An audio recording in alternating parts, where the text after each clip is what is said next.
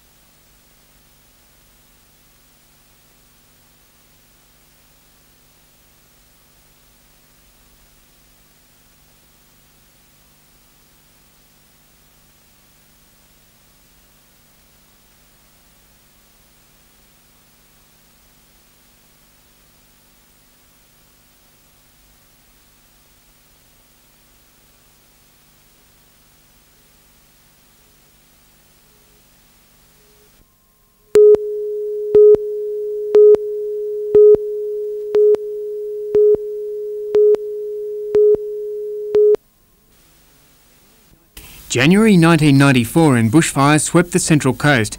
It's a danger residents know only too well and why ratepayers are charged a special fee to maintain emergency services.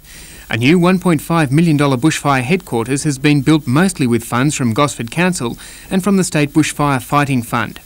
Opened today by Mayor Tony Sampson, the centre incorporates all emergency services and is staffed around the clock by full-time workers and volunteers.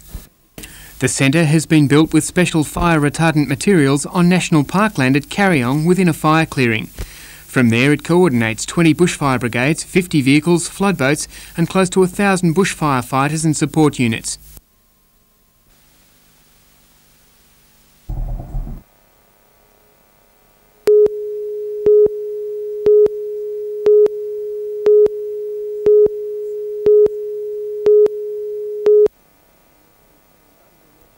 After a less than ceremonious departure from the federal arena, former Environment Minister Ros Kelly is wearing a new hat of environment consultant. Participating in a conference on the environment, Mrs Kelly believes economic and lifestyle pressures in the Hunter Valley are encouraging cleaner development habits amongst industry. Once the governments make a decision that a mine is to go in, I think it's the responsibility of people like our companies to make sure that they're done in a way that is sustainable, both for the long term and for the mine and for the local communities. And with the Hunter Valley experiencing a second wave in mining, it appears the environment is amongst its top concerns. Here you've got to say the environment ranks number one, well before they even start to look at the sort of production. You've got to make sure they can be done in a sustainable way to protect the environment, or else they're just not going to get approvals. Mrs Kelly claims community attitudes have also helped shape the mining industry's environmental policy. And the new age mines, I think, are sort of Rolls-Royce in their protection of the environment. I think there's still a lot of work to be done in some of the older mines. Blake Doyle, NBN News.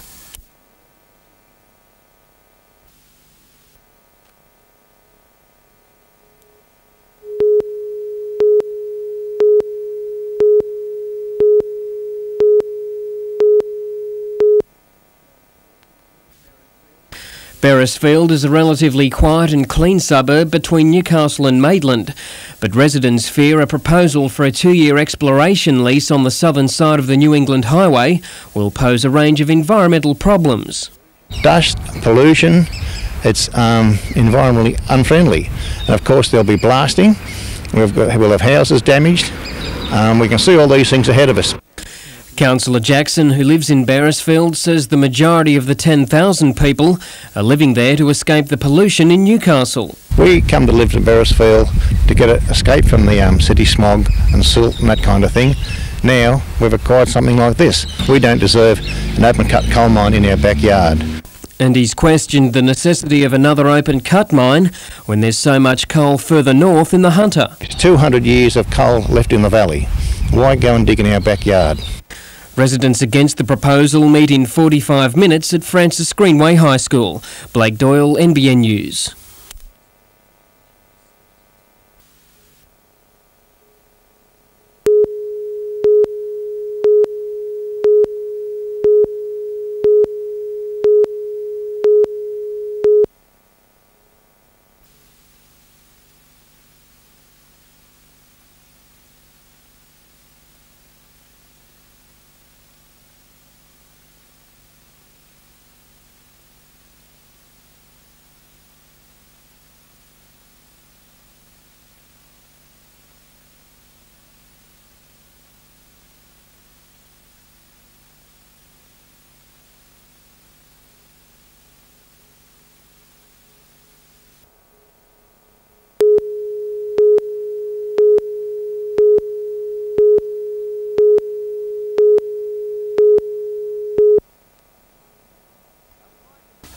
A flight into Belmont today ended a long one-month spell overseas for Newcastle Breakers striker Clayton Zane. After a 9-match tour with the young Socceroos in Chile, Argentina and Uruguay, the final leg from Sydney to Newcastle finished a marathon stint in the air. Zane stepped from the plane feeling every minute of the long haul home, snatching only a few hours sleep in the last 2 days. Yeah, I've pulled up pretty bad after the plane trip, but hopefully I'd like to start. Depending on how things are going, I don't really know what the situation is at the moment. Zane played in all of the 9 internationals. The side won 4, lost 4 and drew 1, but the Breakers striker failed to find the net. I never scored as many goals as what I would have liked, but hopefully I can pick up my goal scoring feet and try and do something over here. After that loss to the Strikers, Zane will be welcomed back with open arms, but coach John Cosmina won't be making any rash decision. Well, it depends on how he's come back fitness-wise, because I know I've been on tours a lot myself and you can actually lose fitness. I don't know how he's gone the last 10 days. It's been that long since I've spoken to him. Cosmina will finalise the team on Thursday. Jonathan Upton, NBN News.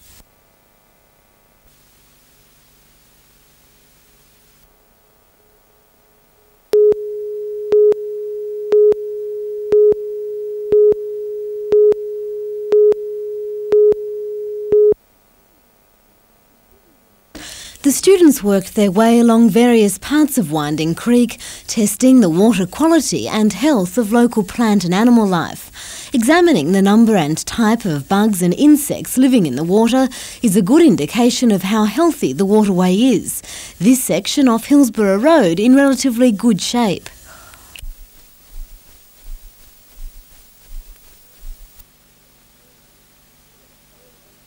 It's really good to just see what's going on in all the different locations. Days such as these are a good chance for students to get a first-hand look at their local creeks and waterways, also encouraging them to clean up the environment. With the first one, a lot of people just threw all their, there was a lot of Coke bottles and all just rubbish, timber. A lot of people just didn't really care. Emma Ossian, NBN News.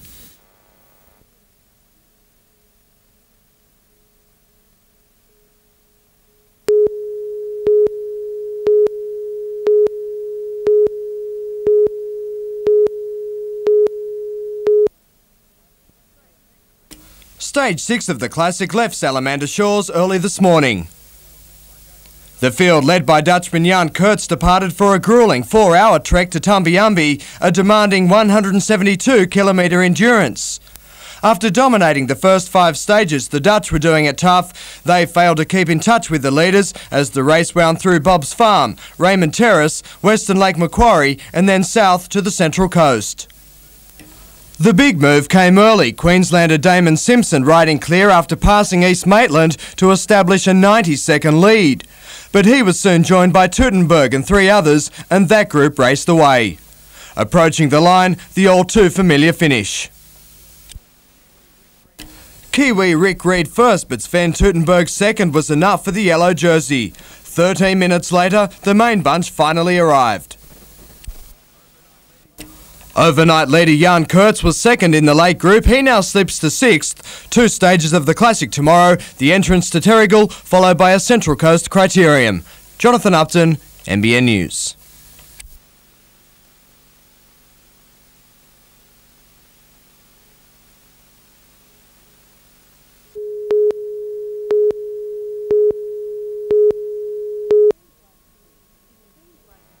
It's scenes like these that service station employees are dealing with at a disturbing rate around Newcastle. Service stations at Edgeworth, Jesmond, Newcastle and Wallsend have all been hit by armed bandits. The latest involving a juvenile who slipped through the Shell 9-way security system brandishing a knife. Owner Graham Henderson says the returns to thieves are just not worth the punishment if caught. They've obviously haven't realised that all they're going to get at most service stations is a small amount of money that's not going to provide them with more than a couple of decent feeds. The spate of robberies has service station owners and police searching for answers. Some owners are calling for an increase in police beats in the early hours. Others say they'd be better off closing shop. The next measure, I guess, if this continues, some people are going to be considering closing their doors at the late hours. Now, this is unfortunate for the community because there are many people out there who use these facilities. Penalties for armed robbery range from a few months to 14 years in jail.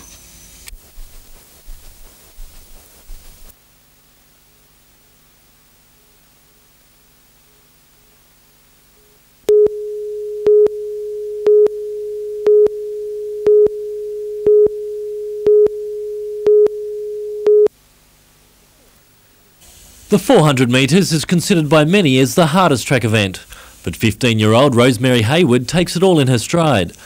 The Wyong schoolgirl already has 2 Junior World Championship medals, despite being 5 years younger than some of her rivals. Short-term goals are to hopefully make the World Champs in the 4x4 next year, and of course any Olympics, not just the year 2000. Hopefully the year 2004, where I should be at my peak. Her immediate goal is to break the national under-16s 400 metre record before her birthday in a couple of weeks. Then it's on to the Australian Championships next March in preparation for the World Championships later in the year. If you go out for something and you set your mind to it and you're really positive and you know you can do well, then nothing will bring you down. You just got to believe in yourself, and I think when you're mentally strong, anything can happen.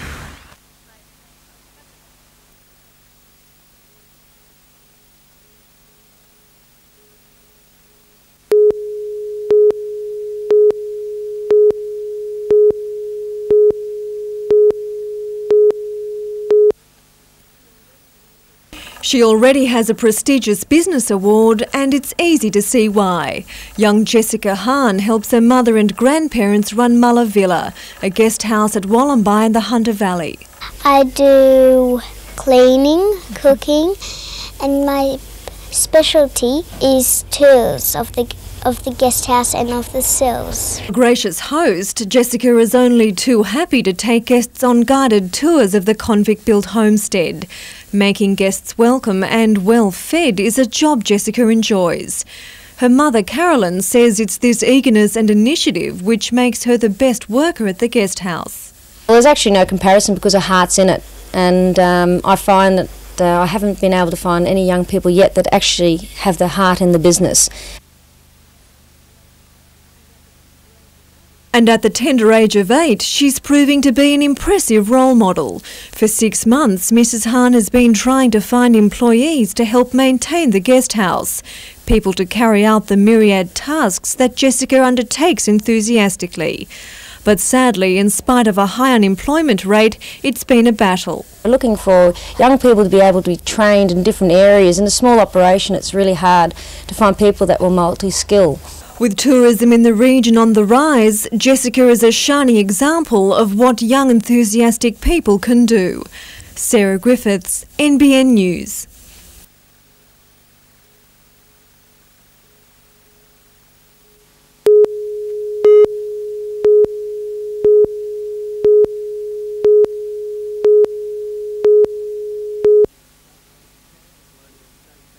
The Colonial State Bank at Charlestown is the latest to be hit by bandits, bringing the total of armed robberies in the Newcastle area to 16. Police believe the same man may be responsible for the robbery of the Greater Building Society in Beaumont Street a fortnight ago. Banks and service stations have been the main targets, armed thieves holding them up at random. Police have moved to combat the problem by forming a special task force. The special squad is already working on leads. Detectives will also be forming strategies to limit future robberies. As you know, they've cropped up all of a sudden. The police at patrols have been working on those investigations. However, there has been a lack of coordination across patrol boundaries. Henceforth, we've now set up a task force to address those right across the board. Another move being considered is placing more general duties police on the beat. But there's also concern businesses are not taking the situation seriously. Police say a small percentage are not taking basic precautions to prevent a robbery.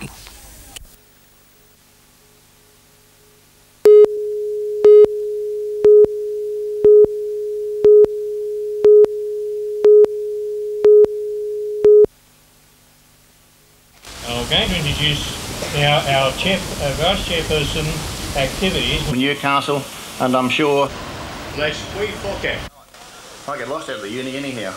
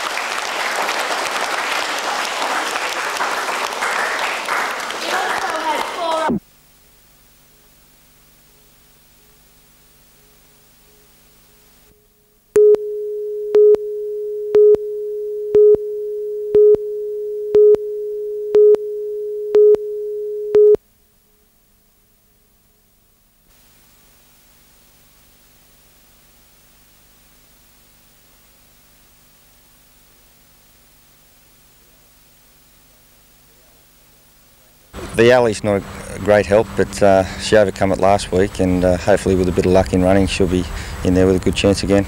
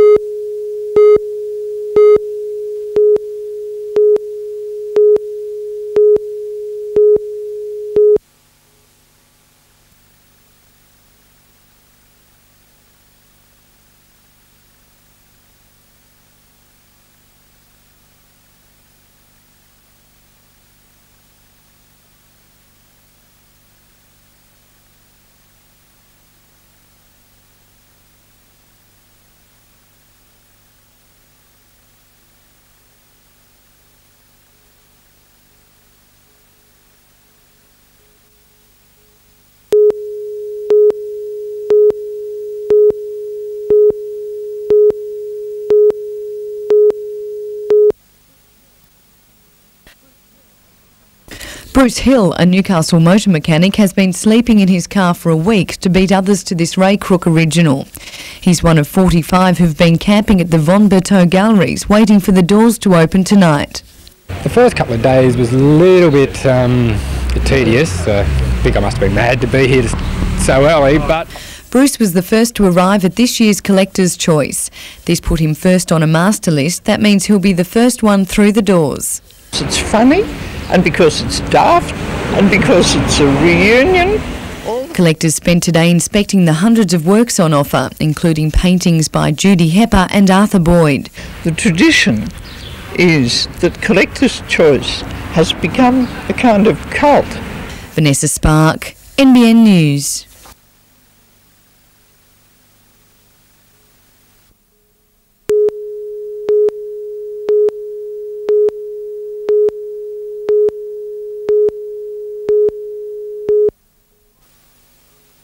Light winds this afternoon for the pinnacle event of the Port Hunter 16-foot skiffs calendar. In fact, the field was set off with only 4 knots assistance. 24 entries tackled the 22-kilometre course, and there were a number of tactical duels up the harbour.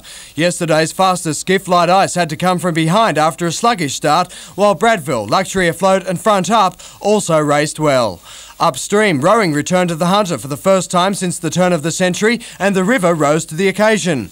9 teams from as far as Port Macquarie and Armidale were involved in the competition, 250 rowers in a 48-event program featuring single sculls, doubles and quad fours. The team from Manning River continued to add to its overall points tally, the Open Women Quad Sculls crew rowing to a commanding victory. It wasn't just the visitors showing the way. Hosts Hunter Valley Grammar School was part of a big local contingent also making waves. But the students couldn't hold off their seniors from Newcastle University in the intermediate men's fours over 1,500 metres. Each win earns points towards end of season honours. The oldest club in the association, Manning, continues to lead. The season ends in March. And last night at the Newcastle International Motordrome, John Brown cruised into the lead of the Super Sedan points table, but there was plenty of other action. Fiery clashes throughout as drivers pushed both their machines and bodies to the limit in an action-packed night of racing.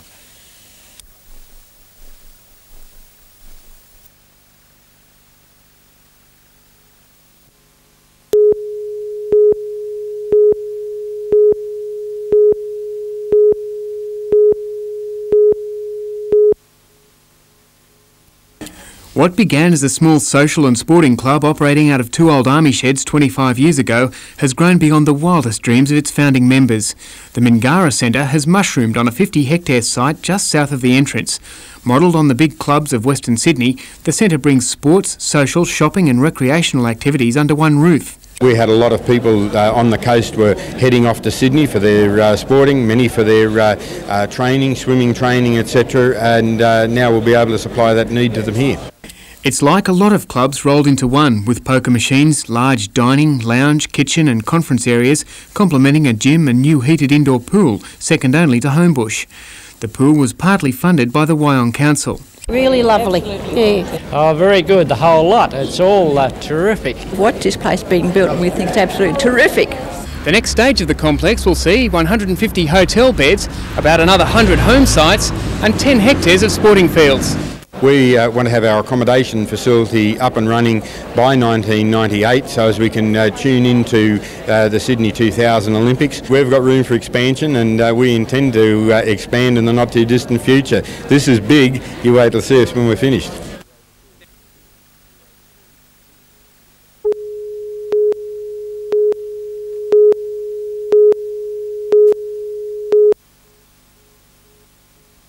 Spring rains and a full moon are the signs that the prawn season is approaching.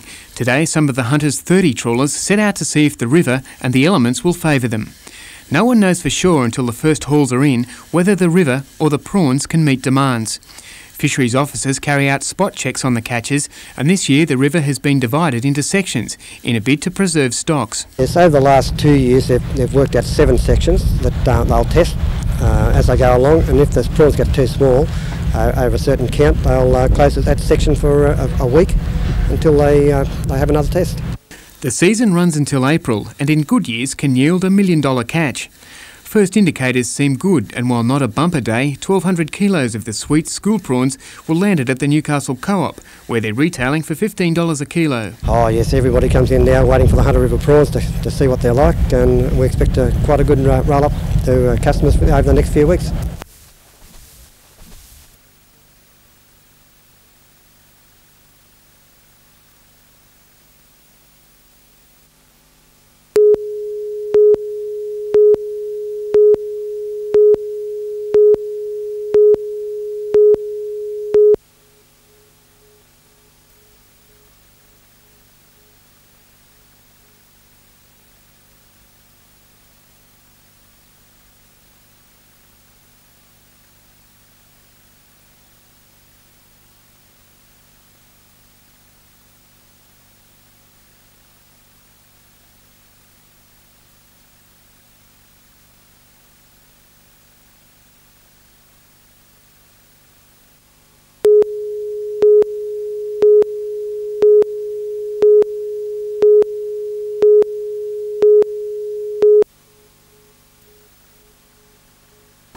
Rhys Soper learnt of his selection this morning. The 21-year-old right-hand batsman for Newcastle club Waratah Mayfield started sorting out his gear after being named in the 12-man team to play the touring Poms in Tamworth. I couldn't believe it, mate, when you rung up. That was the first I heard of it, and it was a buzz. I couldn't believe it. Soper's selection for New South Wales seconds comes after a great off-season overseas. In England, the young Aussie hero made waves for Middlesex Cricket Club Hornsey, amassing more than 1,600 runs. 36 of those came in just one over when he smashed a remarkable 6 sixes. These things happen. Bowlers back home are coming in for similar treatment, the most recent effort with Newcastle in the three-day match against Tasmania. Soper knocked up 132 in his second dig, helping the locals escape with a draw.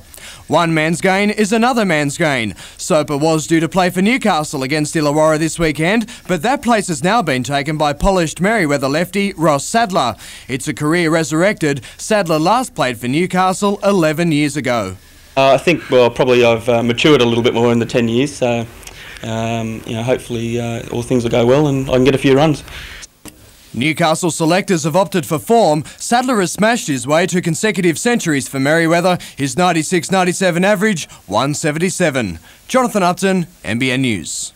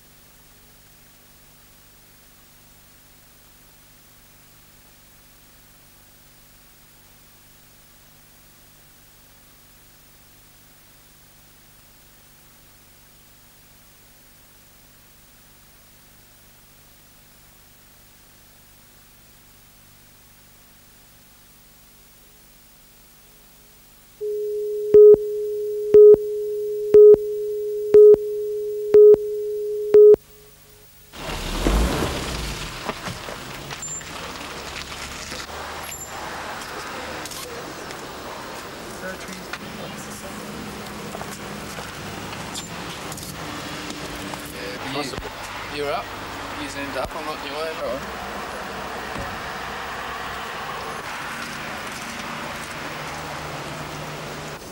That's our Italian restaurant, eh? Paparazzi.